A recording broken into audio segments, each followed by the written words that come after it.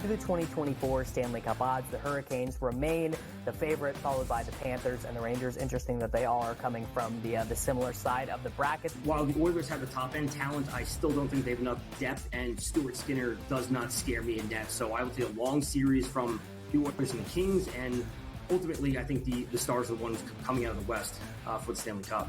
The Early Line, only on SportsGrid.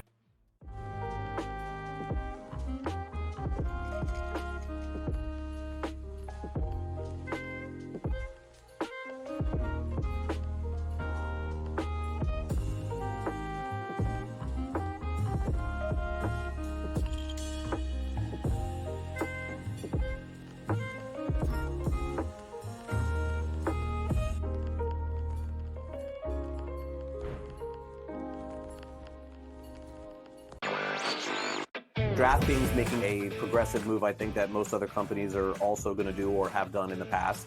Adding someone from the government or someone you would say in legislation to become their responsible gaming leader here. And in this case, her name is Lori Kalani. And it'll be interesting to see if other companies try to follow suit in terms of hiring former lobbyists to head responsible gaming. Newswire, only on SportsGrid.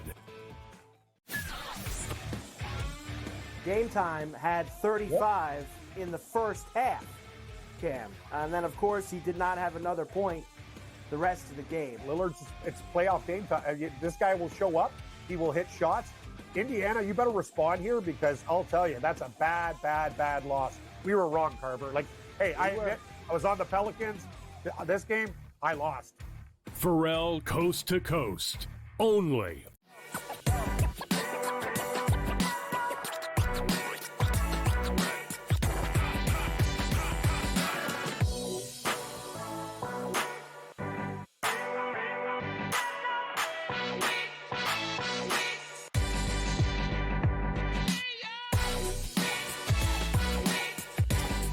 It's for bro on a bench in the biggest way possible, hanging out the bad seed, the broken day, the bad apple with a bad attitude. We are live in New York City, the Big Apple. Ooh, people dressed in plastic bags, directing traffic, some kind of fashion, and in Monmouth County, New Jersey, down the shore, a little bit past the Stone Pony, where one resides, a Coach James Young, rock star status, with all of us here on SportsGrid. Of course, we're joined by Foster's Lager, Preston Pearson, Sammy Cheers Malone Yarnell, and of course, the latest addition to this show, despite a protest by him at his first nickname, Anthony Saltalamacchia joins us on a Betting Above the Rim Sunday Fun Day, brought to you by BetMGM. I'm just glad I got that out. Anyway, Coach, I have to start with this. It's good to see you after Dirty Martinis and Danny's Steaks. Your boy, Coach, had it all going last night, lit like a lantern. I have to say this. I can't take it anymore.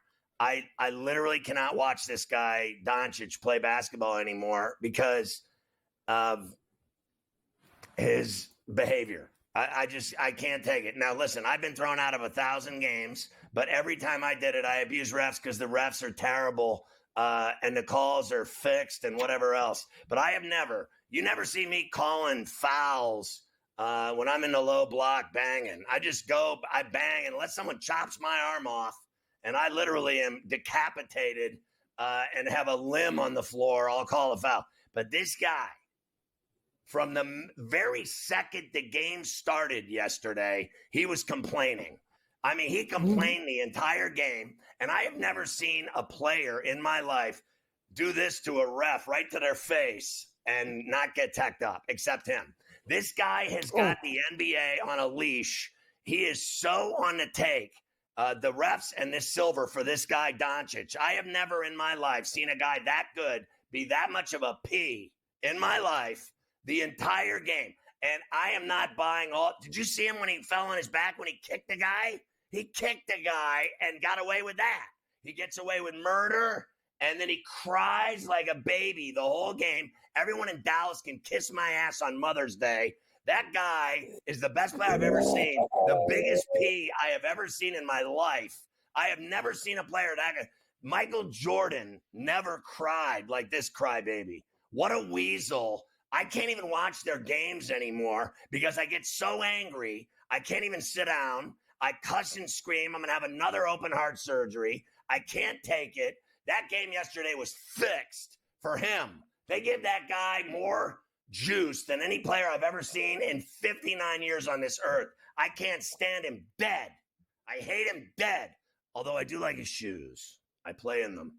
I will say that much for him. He's got nice shoes. Coach, you have to have some reaction. This is about the 45th time you've seen me go off on this guy, the whiny crybaby B, Luka Doncic. He's complaining right now to the refs. In fact, he's probably sleeping with them. Well, now that we've got welcome to Betting Above the Rim, folks. And now that we had Scott Farrell just give. I think you must have given you a big dummy to Luka. I mean, let's be honest here. But tell me I'm wrong. Scott is right. Tell me I'm wrong. No.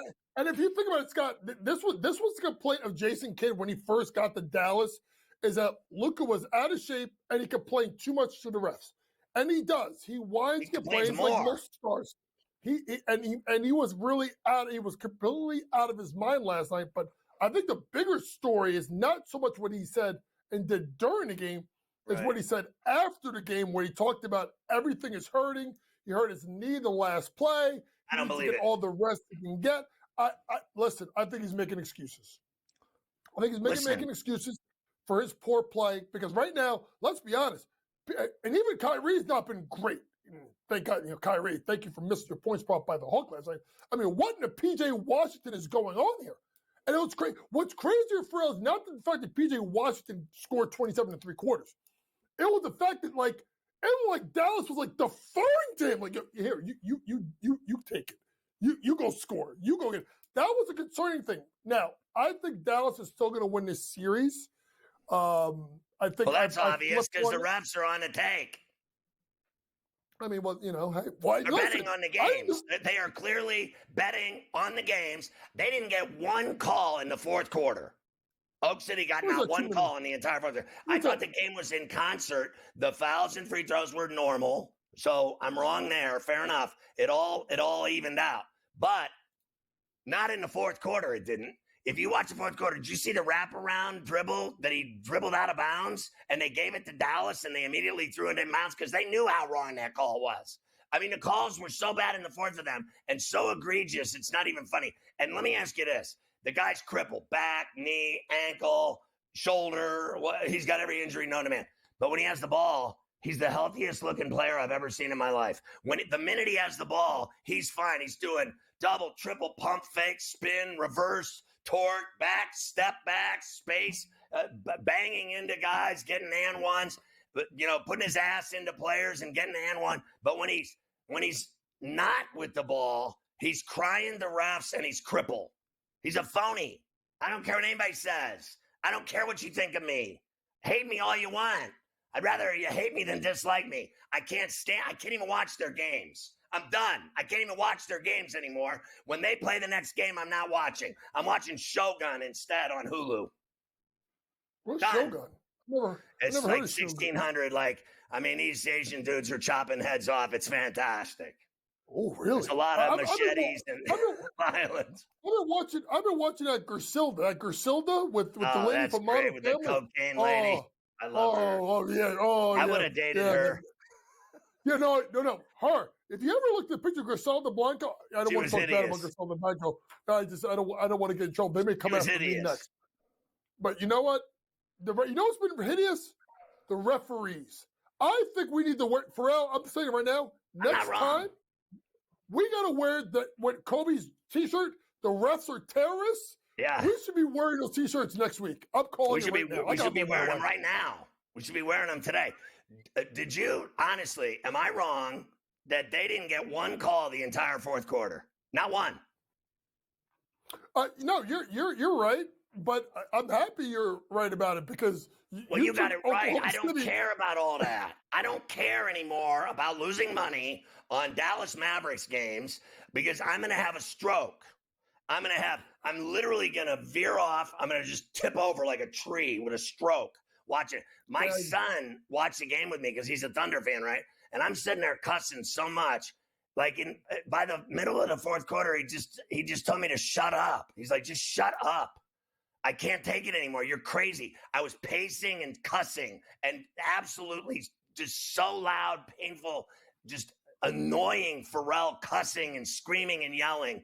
Honestly, if I were at a arena, they would have arrested me and thrown me out in a cop car. That's how crazy I was watching that game yesterday with those crappy refs. Honestly, they're the worst. Don't even tell me I'm wrong. That fourth quarter was an insult to my sanity. It was an insult, because I play basketball my whole life. And so do you, Coach. I don't even want to hear it. It was the worst called game I ever saw in my life. That fourth quarter was ridiculous. Christ, they might as well have just walked off the floor and gave them the win after the third. It was so bad. Because the Thunder gave them every single dose of comeback salt that money could buy. They were in that game the whole way. And the refs took it out of their hands. They just said, you're not winning. You're not winning today. And then when it's over, he's like, my body. Oh, God. I'm so Slovenian. I'm so sore. How will I ever make it to the next game? Oh, when the refs, honestly, these refs for him, I've never seen a player get that kind of treatment in my life. No one. You can't name one player that ever played and complained like him and has conniptions on the court and never gets teched up. You got to be kidding me. Makes me sick to my stomach. Happy Mother's Day.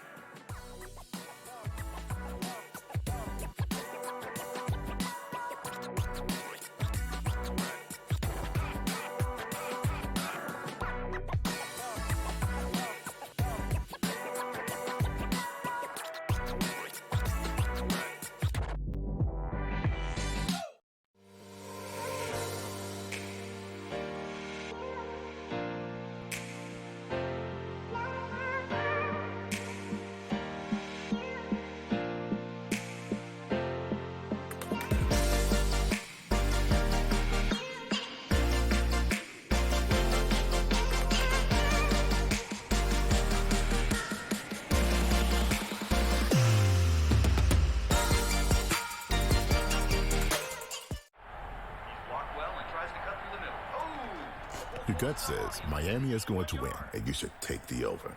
Your gut also said your NFT selfies would only go up in value. They didn't.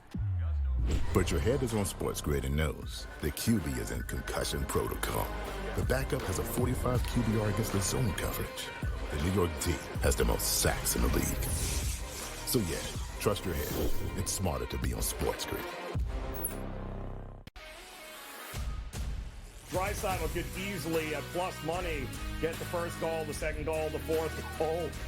There's a few guys here. Maybe the prop betting market is not a bad way to look here. Clippers over the Mavericks. If I would have told you that score before the game, knowing that Kawhi Leonard wasn't playing, I would have really figured it would have been the other way around. But the NBA is just crazy. In-game live, all access, only on SportsGrid. And now you have to qualify, and these majors, you got to go do it, man. And it just comes off really petty to sit up there and be like, I'm not. You know what you signed up for, so I don't like the pettiness, and I 100% think Taylor Gooch should be in the major championships. Mm-hmm. So in the same note, I'm saying this, but also it's like, hey, this is the world in which we live in right now, and you don't deserve anything. Only on SportsGrid.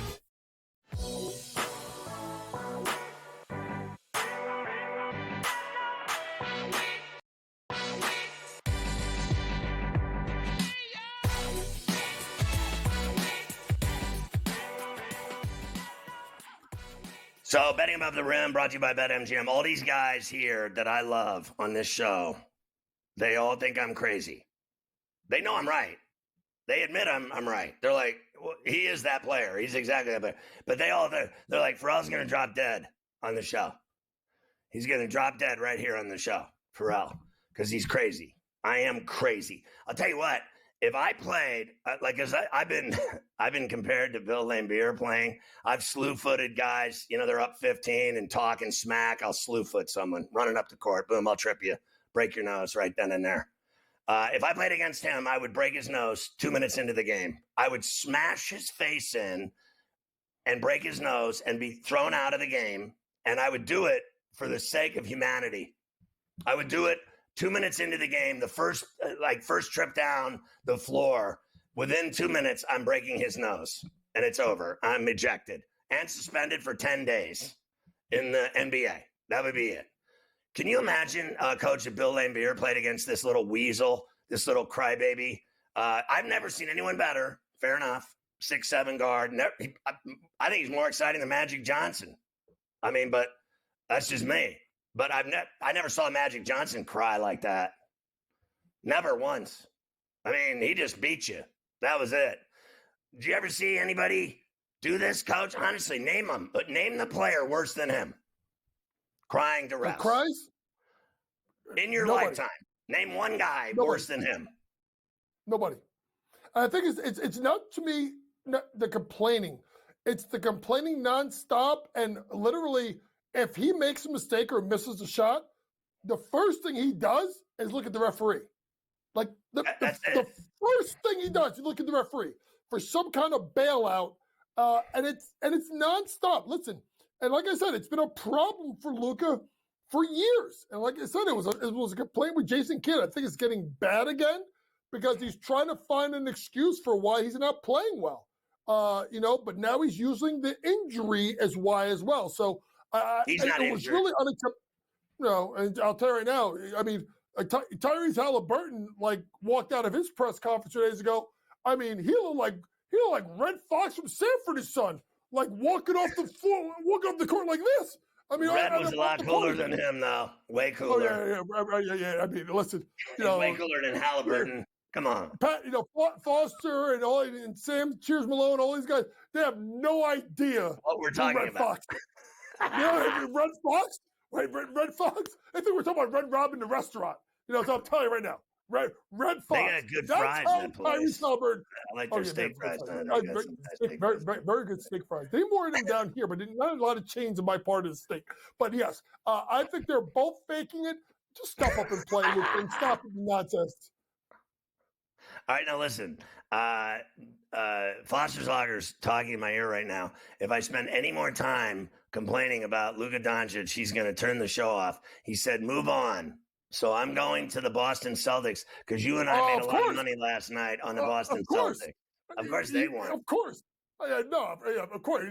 Pat Foster, Mr. Celtic Pride himself. Yeah, He's the one talking about that. He wants us to talk. And listen, what did we tell you? What did we say yesterday? We said, number one, Spider was going to score, right? Because we knew he was going to get it done. I mean, Spider Mitchell, over 3.5 made threes, really got in the first half, hit 5 out of 7. Yeah. But then you start looking at the rest of the guys. Mobley, not really effective. Garland had 15, came back third. LeVert was pretty decent. But then you look at Boston, Tatum golfed, and Tatum looked possessed. LeVert didn't do anything in that game. Well, yeah, I mean, LeVert had 15, but a lot of that was later on in the game. But to me, Holiday played well. Derek White didn't shoot the ball well. I talked about Hauser. He didn't get the points, rebounds, assists, but he hit 2 threes. I just thought that Boston just overwhelmed them, particularly in that second quarter, 27-20, got that lead to 10. Remember, I talked about it. I'm sorry, got it to 9. I talked about plus 9.5, but I still took him regular. I took him quarter, half, game. Missed a quarter by the hook, hit the half, hit the game. Good performance out of Boston, and you wonder, who is that second guy for Cleveland? Jared Allen didn't play again? As long as he doesn't play, there's no chance. Pharrell, this is over in 5. Yeah, I'll take back. I didn't think it was a bad game that LeVert had, but I mean, I thought in the first half when the game was good, that he wasn't able to do anything, and then he got 6 of 12, I think, in the game. But I think a majority of it, you were right, that he got in the second half in garbage time when the game was over. I thought that the Celtics, they were up 9, and then from that point forward, I thought, that was about the closest they ever got again was 9, wasn't it? I thought they never made it much more than a 9 or 10 point game. So I thought the game was over at the half. You knew they were going to win at the half, right? Like the Celtics, because they we had discussed this yesterday. They lose a game at home, sleepwalking, like completely oblivious to the fact that they were in a playoff game. And then they lose. And then they go on the road the next game and win. It doesn't matter if it's home or road. They win after a loss every time. But they're undefeated on the road in the playoffs. Yeah, they just look dialed in. They look dialed in for real. I mean, listen, after the way they looked in game number 2, to come out the first half and shoot, 55% from the floor, almost 40% from three, and score 57 points. And you got to remember, early on, like it looked like Cleveland was kind of hanging up. It was like 6-2. It was early. They looked good. But if you look at it, I said this, and think about what I said to people.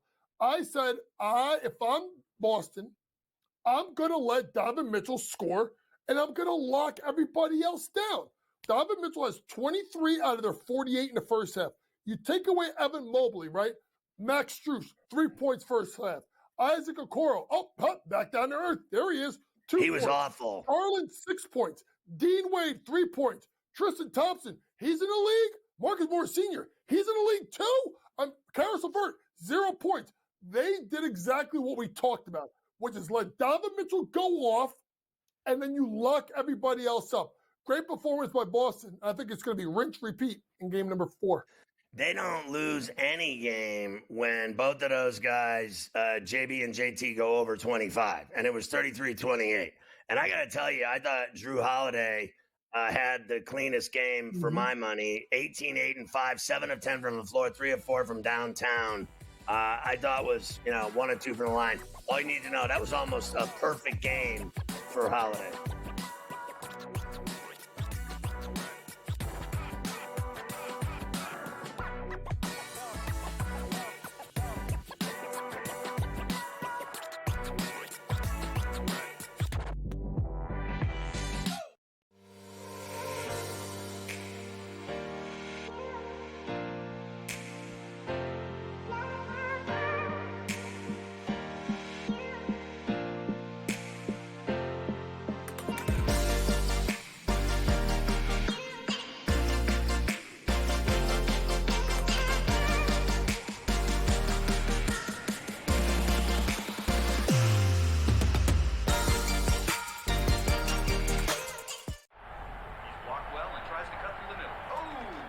Your gut says Miami is going to win, and you should take the over. Your gut also said your NFT selfies would only go up in value. They didn't. But your head is on SportsGrid and knows the QB is in concussion protocol.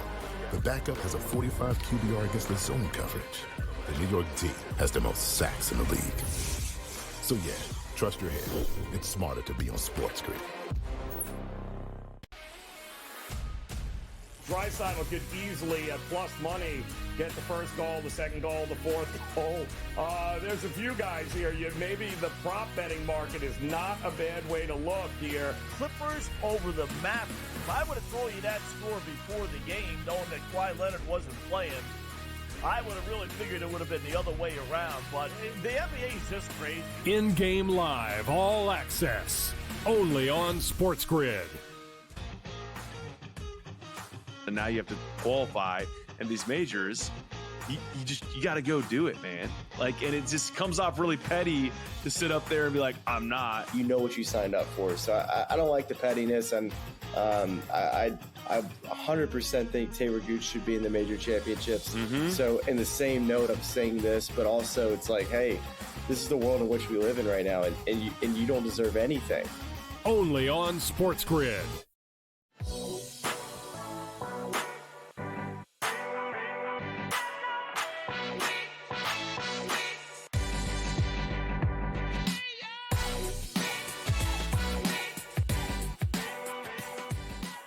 All right, Betting Above the Rim brought to you by BetMGM. Hope everybody's having a great Mother's Day. And, obviously later we're going to talk about the Knicks game with the Pacers at the Fieldhouse, which starts at 3:30 on ABC. And then the nightcap is primetime on TNT at 8, Denver and Minnie from the Target in Minneapolis. Also, later on this very show, the draft lottery in the NBA is today at 3 o'clock. So at 3, they're going to do the ping pong balls and the whole who's going to get the number 1 draft pick. And I got to tell you, well, we'll save it for then when we do it. But I've never seen a worse draft in my life. Honestly, it's the worst thing I've ever seen in my life. I bet my life no one anywhere, hundreds of millions of people, no one could name 5 players in the top 10. Oh, yeah. Here we go. That was outstanding. Preston just yelled out Bronny James in our ear. That was absolute gold. That was the line of the day. Really quick, folks, and just to kind of say this draft is awful. I mean, awful. I mean, yeah, like you're sitting there, when you look at, and I think it's tough because when you look at it, like, the generational talent of what Wemby was last year, right? And then you even talk about like if all these guys, like Scoot Henderson would have went over these guys. Brandon Miller would have went over all these guys. Like Bilal Coulibaly would have been like a top 3 draft pick. Shout out to Bilal Coulibaly. We got some Washington Wizards fans on the network, which is probably the only fan that they got in the entire world. But this draft is so bad. The only thing you hope for is that a team finds a way to hit a home run, and they get better the next year, or you get their team gets better, and then you get draft compensation. For instance, the Knicks have a pick that belongs to Detroit. That's Detroit's pick. That the Knicks need them to just get out of the top 12. So you just hoping that they get some kind of rotational piece. But to me, Pharrell, it's such a bad draft. I'm not even looking forward to talking about this in a couple of months. Yeah, or in a few minutes later on this show, we'll get into it. I'm thrilled. I wouldn't be able to tell you who the top pick is to save my ass. It's that bad. Like, we all knew what was going to happen last year. This year, there's none of that. This is like a ham sandwich with no mustard. I mean, this is as bad as I've ever seen it. All right, so let's go back to the Dallas series for a second, as it'll continue at the American Airlines Center with Game 4, and they're up 2-1, and it's tomorrow night, 9:30 on TNT. Dallas is laying 215's the number for Game 4. More of the same in Dallas in this next game with, well, I already know what Luka's going to do. So is it more of the same with the refs and handing them another win in Dallas? I mean, they just, not one call in the fourth quarter, not one. And they just said, here, you're going to win no matter what, because we're fixing this game for you. That's what I watched. That's the game I watched yesterday, was a gift wrapped. Here's your Mother's Day gift. Give this to your mother. A 4-point win. Of course, the line was 3 for me. I didn't care about losing the bet. I cared about watching this guy cry for 3 hours. I was like, I've never seen anything like it. I've never watched a game so angry in my life, where I was just like, this isn't even basketball. This is this kid having a crybaby fit and taking his ball and going home to his mommy. I was like, it was the most unbelievable thing I've ever seen. So, Coach, what happens tomorrow night? More of the same flavor? I think so. I think it's going to be more of the same flavor. And I think if you look at the games that they've played so far this year, obviously Dallas winning the last home game. I think the last time they played in Dallas was in February, and it was a blowout win, a 146-111 win. The other time that they played, or I should say in December, was a 126-120 win by OKC. But I think you're going to get a better performance out of Luka, because I think that the crying and the excuses of injuries, he's going to have to step up. I think Kyrie gets a little bit better. He's been getting better with the points prop. But to me, I thought what was also interesting, even though I hurt his pinky, was the play of Derek Lively and Gafford, who got hurt. 2011. If those two can get you 20 and 10, 2011, combine those two bigs, I think they're going to be a problem. I like Dallas in game number 4. I couldn't believe Lively was hitting those free throws because he's a terrible free throw shooter. And then he was knocking them down. I mean, it just was outrageous to me. It is what it is. When we come back, we'll look at Game 4 in Cleveland between the C's and Cavs.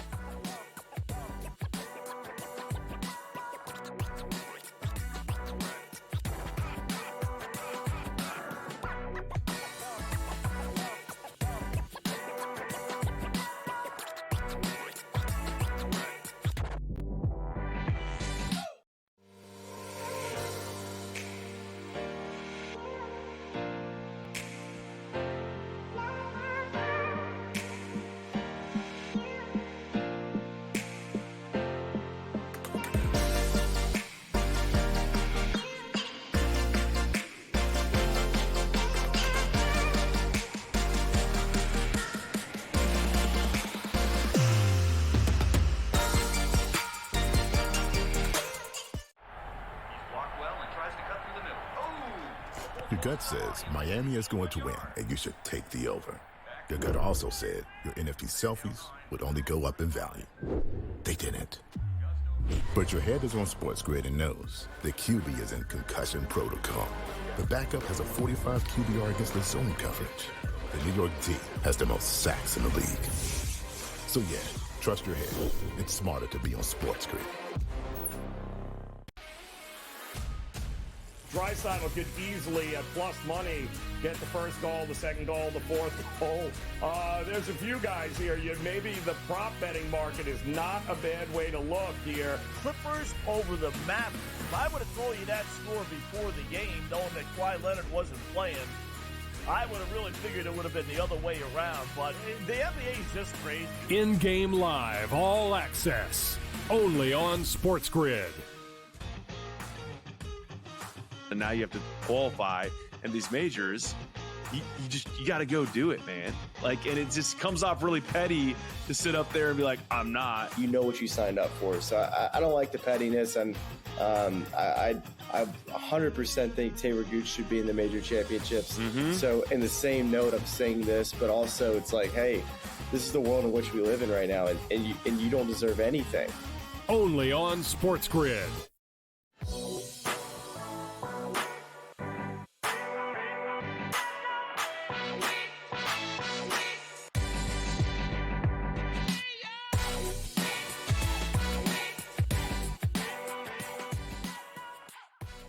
We're back on Betting Above the Rim. I just said to the director, did Coach freeze up?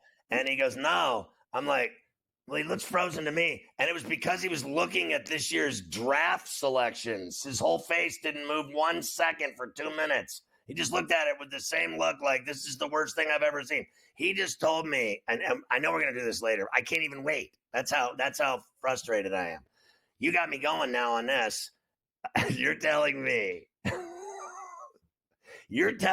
right now, this is like a cop pulling over teenagers, license and registration. You're telling me you boys aren't smoking reefer? There's smoke piling out of this car window.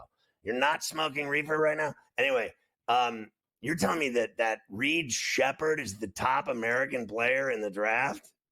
That kid? You got to be kidding me. I'm better than him. Reed, I mean, you want to talk about, Reed Shepard, you can talk about a guy like a Ron Holland that people may not know, kind of compare him to like a Cam Whitmore, Ron Holland for G League Ignite, which I don't even think. Ron Holland, you don't know about Ron Holland? You know about Ron Holland? See? Rob Dillingham, maybe you know Rob Dillingham. Maybe Rob Dillingham. I know who that is, but barely. But think about it, like Kyle Filipowski, Donovan Clingan,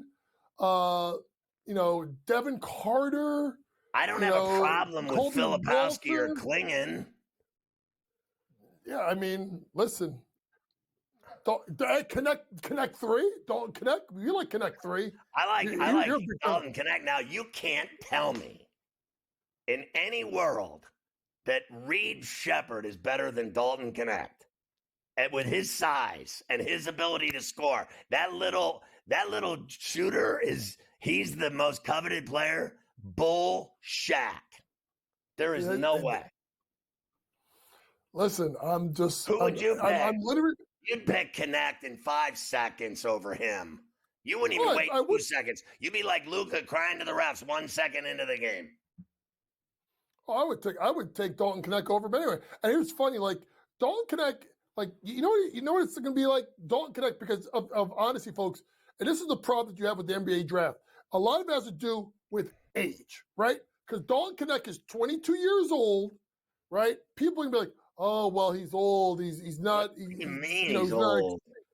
Well, no. Okay, if you think about it, right? If you start looking at the guys, Sarr, 18 years old. The other French kid, 18 years old. Reed Shepard, 19 years old. Ron Holland, 18 years old. Cody Williams, 19 years old. Rob Dillingham. How old is Hunter Dickinson? He's 40. He's got 2 ex-wives. Yeah. He runs like a sausage.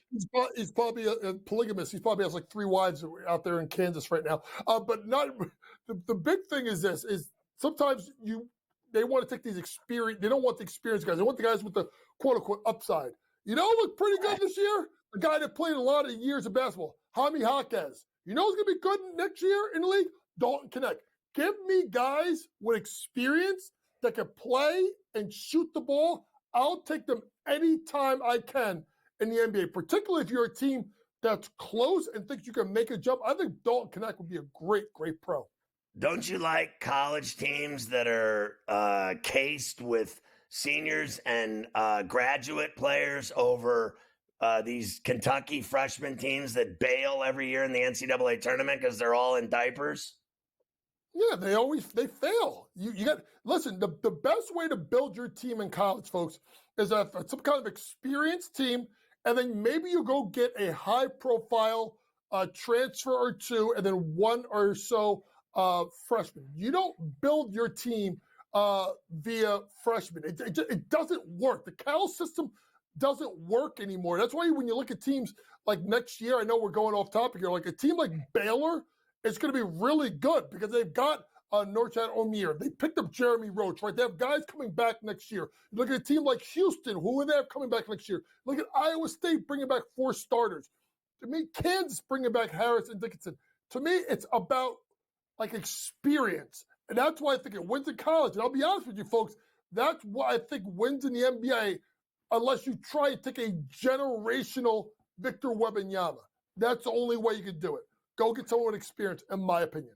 So, going back to the Cavs, they're getting 8 tomorrow night at the Rocket against the Celtics in Game 4, and it's 2:08 on TNT at 7 tomorrow night, the first game. It's the same number, basically, as yesterday. I think you got it at 7.5. You see it there, 7.5. Do you think I know you already said they're going to win again. Are they going to cover again? Or are we all going to get burned on that because we won money last night? No, they're going to cover again. They're going to cover again. I think the series is. I think this is over. I think they're going to beat them up. I think they're going to get after them. Listen, the only thing I would wait for is, Jared Allen's got to be close because he, people thought he was going to play last night, did not play. I mean, you would figure Pharrell down 2-1 at home, like you got to find a way, Jared Allen, to play and give your team something. I mean, put on one of those NFL like flap jackets on, put whatever you need on to try and play. I don't think it matters. Boston had their one bad game of the series, and I think they're going to blow them out. I think Celtics by double digits again. Wow. So what way could they beat them? I mean, not what I saw last night with one player playing and no one else. I mean, bottom line, they had Spida and really everything else was mayonnaise. Yeah, it's Spider and the Pips.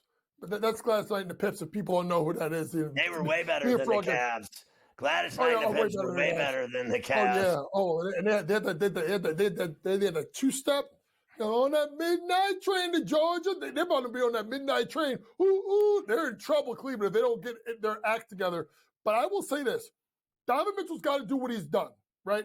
But you need some combination of 2 of the 3 of Garland, LeVert, Mobley. 2 of the 3 got to get you 17 or more points. Because I think at the end of the day, Boston's going to be able to score Pharrell. And I just think and they have enough defenders there. And think about this, 106 they scored last night, Boston. Like, if you really look at it, like, obviously Tatum was an absolute monster, but, Derek White was pedestrian, right. Wasn't really good. Horford. He started hitting in the second half. He hit a couple threes. Right. And I think the key thing is this, folks, because of the way Boston is, particularly in that second quarter, you got to win quarters 2 and 3. You figure that Cleveland's going to be close after 1 because they're at home. They're going to feel the emotion of the crowd. Quarters 2 and 3. Quarters 2 and 3 yesterday. Boston, I think, was a plus, if I'm not mistaken, plus 15, right? And then the rest, and then it was even the first and the fourth. Second and third quarter. That means the bench play, particularly Caris LeVert's got to be good early second quarter, start to carry the offense, and then you got to come out of halftime really playing strong. Cleveland did not come out of halftime playing strong, and that's where the league got to, I think, almost 20 early in the second half. Right, it was 20. What about Horford? He looked awful and old and washed to me. He was donuts from downtown. I think he missed 6 threes. And watching him on Mitchell was embarrassing. You can't put some old man with no speed on that dude. Are you kidding me? Oh. And that's the thing. You got to switch situations. But here's the thing: if you think about what Boston did, Pharrell, is when they got into their offense and they got switches, instead of like running another defender at Donovan Mitchell, they just let him play 1-on-1. And I think it was actually smart by Joe Mazzulla because honestly, let Horford get cooked. Let him get cooked. But don't allow Donovan Mitchell to turn around and get other guys involved. Only 3 assists for Donovan Mitchell. For a guy that's got the ball in his hands so much with mismatches, he doesn't share the ball as much, and that's smartly what Boston did. And if it was a switch and it was Horford being guarded by Mitchell, let him go 1-on-1, isolate everybody else out, let him shoot his team out of the game. Because if you watch, a lot of standing around by the Cleveland Cavs offensively. Well, he can get space on that guy easier than a newborn baby. Like the space he got on Horford was embarrassing. And I got to tell you, the guy that when they put Dort on Doncic in the other game, he eventually fouled out because they give this guy so many calls.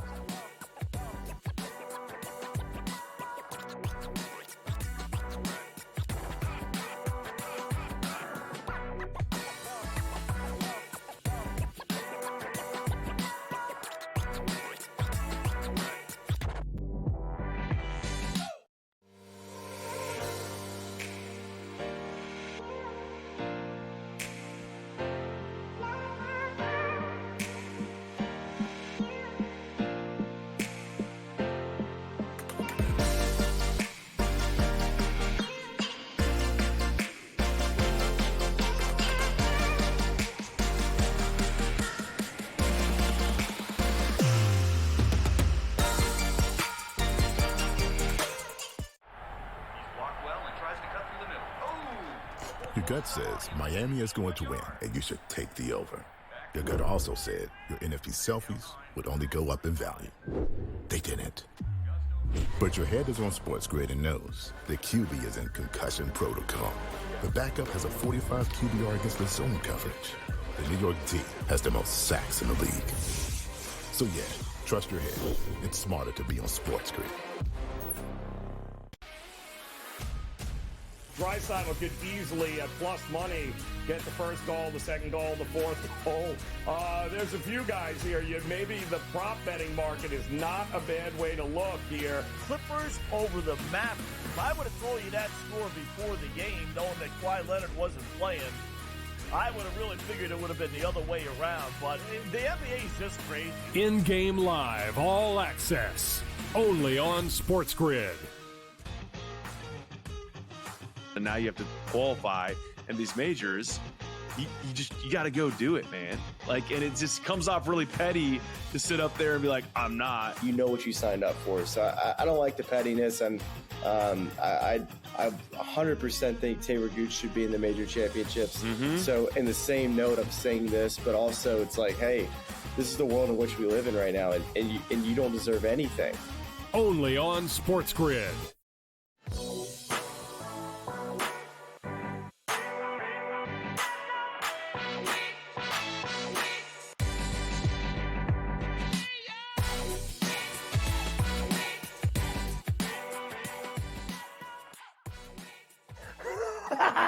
It's Pharrell with Coach on betting above the rim. Brought to you by BetMGM. They miss all the good lines in the breaks. You know, they should just keep us on nonstop and have no breaks. Yeah, the best we cursed lines. too much during the break. We can't do that. So, on my shows through the years, right, and I've done it like forever, all my shows nationally, the producer always had the mic. I always had everyone, you name it, Carver High, Mafia, everyone I ever had in all the 41 years that I've been doing it. And nationally for 35 plus years, I always had the mics on the producers so that they could jump in and chime in and make fun of me and argue with me and say stupid, funny things. I like Foster's Lager's line was so good today. We should have just stopped the show right there. It was so good and no one heard it.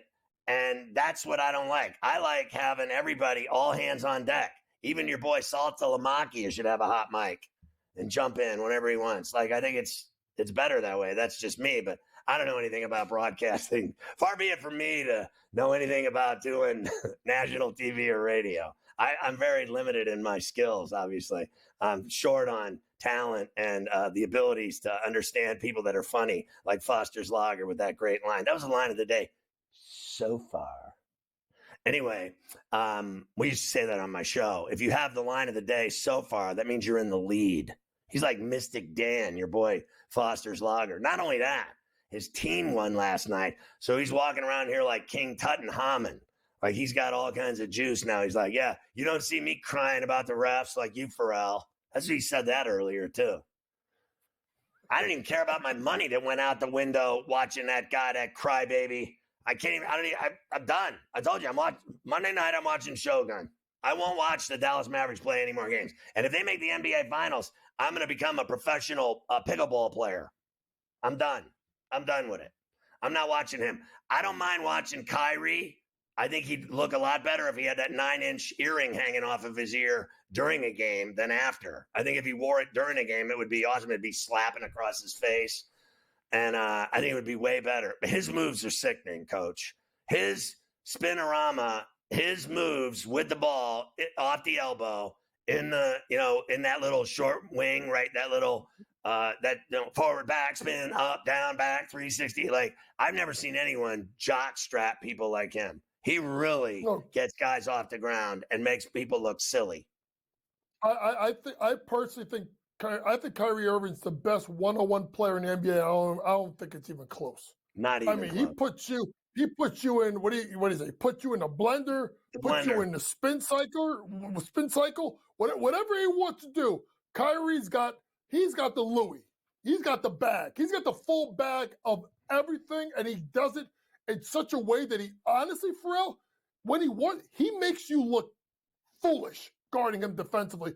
That's how good Kyrie Irving is. The best pure one-on-one scorer in the NBA right now. And probably, I'll be honest, folks, Kyrie Irving is probably one of the best one-on-one players in the history of the game. I would say top 5. One-on-one. I think he's happy. You play one-on-one. No, he's happy. Yeah, for I once. think he's happy in Dallas. For once. You know what the thing is? Yes. And I think because, honestly, as great as he is, I don't know if Kyrie likes being like the guy, like the mouthpiece, the center of attention. Like, when he was with LeBron, once LeBron got there, it was LeBron's team, even though he hit the big shot, obviously, to win the NBA Finals, right? Now, this is not his team. This is Luka's team. I think the thing in Brooklyn was just a mess. It was a mess. It was the way they did the whole thing. They shouldn't have fired Kenny Atkinson. I can go through that for days. When he was in Boston, it was his team in Boston. To me, this was a good spot in Dallas. It's Luka's team, and Kyrie could just basically hoop, and that is perfect for him. And I think Jason Kidd, as a former point guard, is the perfect coach for a guy like Kyrie Irving. So I'm going to break the rules again here and start the WNBA segment early because I was watching today. I don't know if you saw it because I don't even remember the name of it because I got early for Alzheimer's.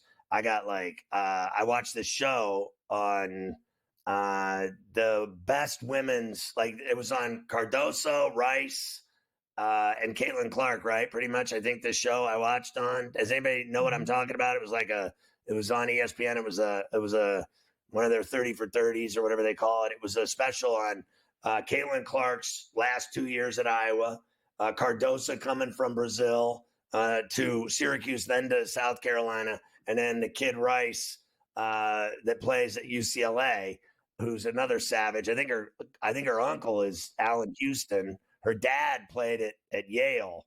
But I have to tell you, yesterday you told me she wouldn't average more than 13 in the WNBA. I said she'd pop 20.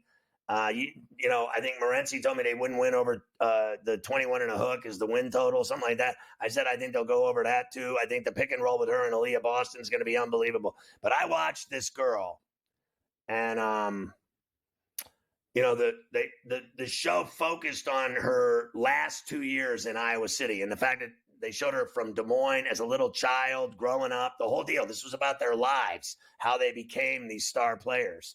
And Cardoso left Brazil to play in the States, and she didn't even speak English. And it was a phenomenal. It was 2 hours. It was one hour, and then the second show they did another hour, and it was a little different the second hour. So I'm watching this, Coach, and I honestly, like, what really bothers me about it is how people now, it would appear to me, it's almost like they want her to fail, Caitlin Clark, because she's gotten so popular and so huge and so enormous, and that she's really bigger than any basketball story we've seen in the last couple of years, except for, I guess, Victor Wembanyama. But this girl, what this girl did in women's basketball, packing stadiums, football stadiums, packing basketball arenas, going to 2 straight Final Fours, breaking Maravich's record, breaking Plum's record, breaking every record. And then now people seem to think, they're sick of her. I don't know. Some people are sick of her. I know you're not. But I'm saying I think people actually have had enough of her. And I think it's just getting started, what she's going to do. We'll come back and talk more about that on Betting Above the Rim.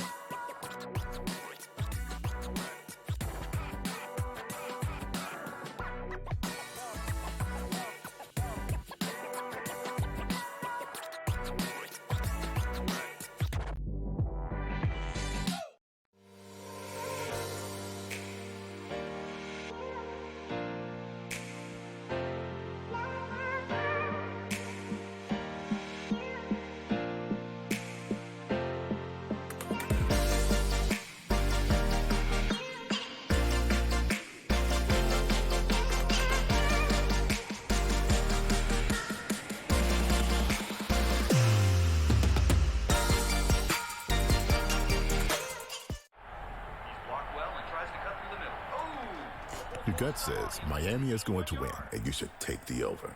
Your gut also said your NFT selfies would only go up in value. They didn't. But your head is on SportsGrid and knows the QB is in concussion protocol. The backup has a 45 QBR against the zone coverage. The New York D has the most sacks in the league. So yeah, trust your head. It's smarter to be on SportsGrid. Draisaitl could easily, at plus money, get the first goal, the second goal, the fourth goal. There's a few guys here. Maybe the prop betting market is not a bad way to look here. Clippers over the Mavericks. If I would have told you that score before the game, knowing that Kawhi Leonard wasn't playing, I would have really figured it would have been the other way around. But the NBA is just crazy. In-game live, all access, only on SportsGrid. And now you have to qualify, and these majors, you got to go do it, man. Like, and it just comes off really petty to sit up there and be like, I'm not. You know what you signed up for. So I don't like the pettiness, and I 100% think Taylor Gooch should be in the major championships. So in the same note, I'm saying this, but also it's like, hey, this is the world in which we live in right now, and you don't deserve anything. Only on SportsGrid.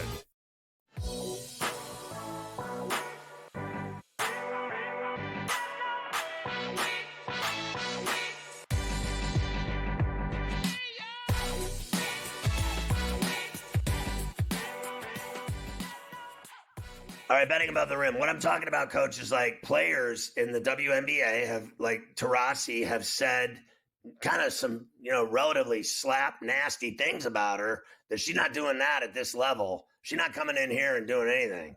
And I've heard, it's multiple people. And then I think people want her, actually, some people might want her to fail.